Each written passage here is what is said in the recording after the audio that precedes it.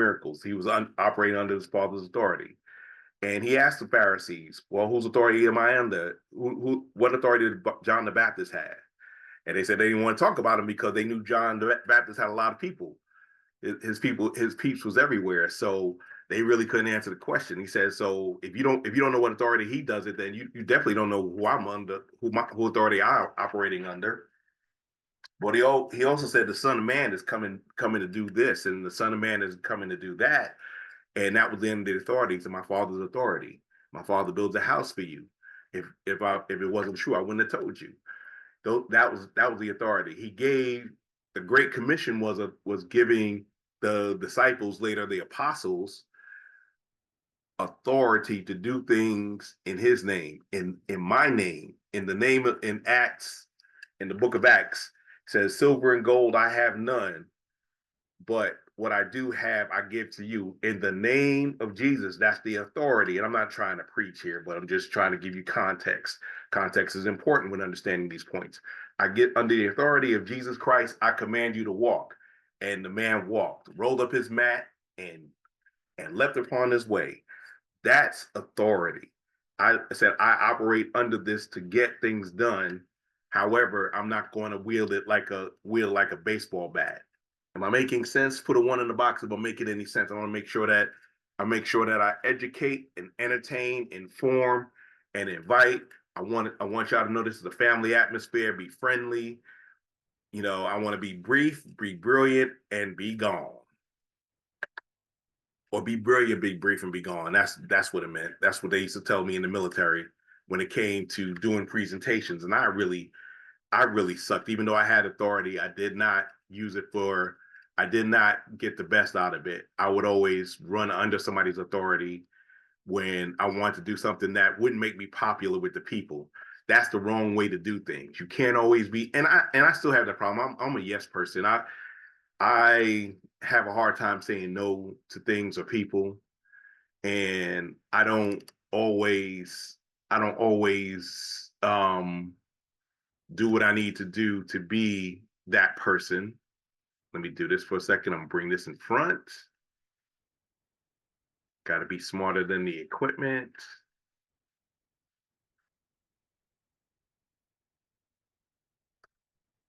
Stop sharing for a second.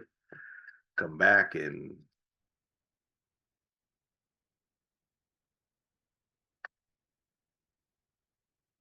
here we go.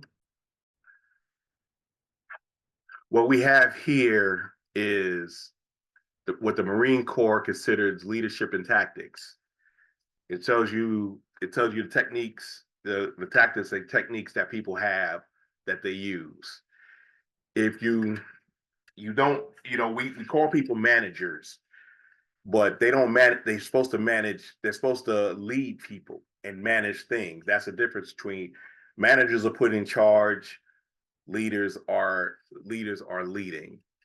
When we if you look at it, there's a long-standing debate in academia about in the business world over the difference between leadership and management. That's what I was talking about a little earlier. One is different, one is active, and one is more passive, telling people what to do and then checking up behind them. Remember, in our community especially, we're not a monolith. Everybody doesn't think the same. However, we all share similar experiences with our high melanin. And just living in the United States, this is how we walk, this is how we do things. We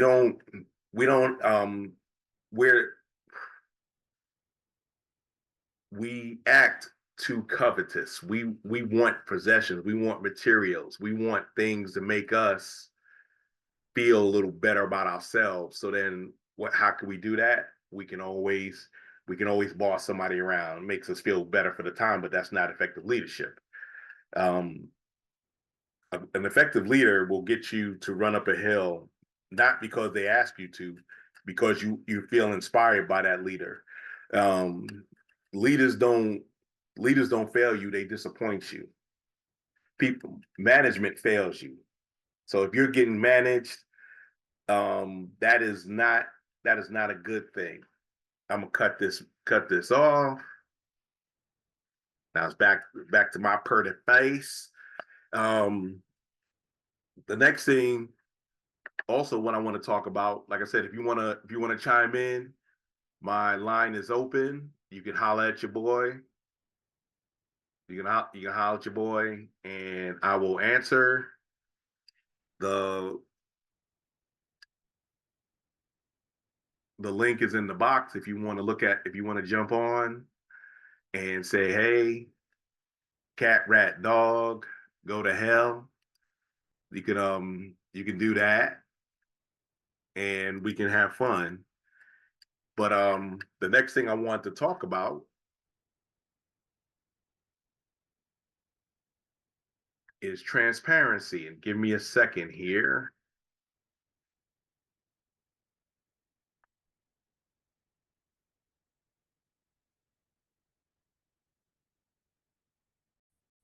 What is transparency? As you can see on the screen, it's the quality of allowing light to pass through, and that's not what we're talking about. You know, this little light of mine, I'm gonna let it shine. And the quality of being easy to perceive or detect. Now, what exactly does that mean? That means I see right through you. You can't hide anything. If anything, if you're up to something, I can see it. If it's behind it, a lot of us have a problem with transparency. I know I do. I don't want to hurt people's feelings. So sometimes I may omit something. Sometimes I may not tell the full truth and half truth. So just as bad as full lies. They're actually worse because a lie, you don't believe a lie, half truth you sort of believe, but you don't give the person all the facts and make their own decisions. So that's a lack of transparency. Um, if you have if you had a problem when you were growing up and you didn't fit in, you would not be as transparent because you don't want people to be in, you don't want to be you don't want people to think bad of you, so you make up stuff, you kind of embellish, you kind of omit stuff because you don't want to be seen as that person, as that person to not get, you know, to not be thought of in a negative light. Now, like I said, I've made tons of mistakes in my life.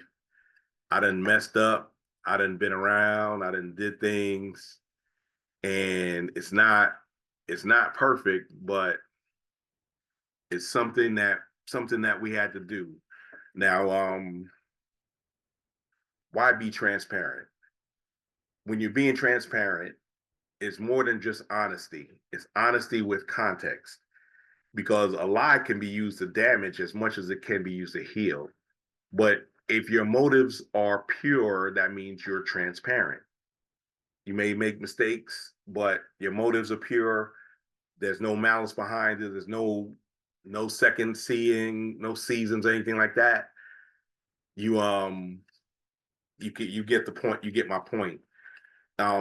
We don't have transparency, especially in our community, from families. Now, I don't know everybody's family, but I'm highly melanated, so I know, at least in my audience, I know a lot of y'all can understand and feel it and figure this one out. We um we have a hard problem. We have a problem with family secrets. You know, you find out your mother was your mother was your aunt was your mother, or your sister was your mother, or you know, daddy was born, daddy had like another family across town, all of that, all of that stuff is what we had, you know, what we do, and we're not telling the full truth and nothing but the truth. The truth will make you free, but if you're not transparent, then you're not going to have the specialness that you need to make that person feel special. Hopefully, I'm making sense there. With transparency, we look at, are you clear, not translucent, not opaque, not fully blocking? Are you clear? Can people see through you? Are you pure of heart? Now, there's no one on this earth is pure of heart, but you could be pure of conscience. And what I mean is not have no conscience, but you know within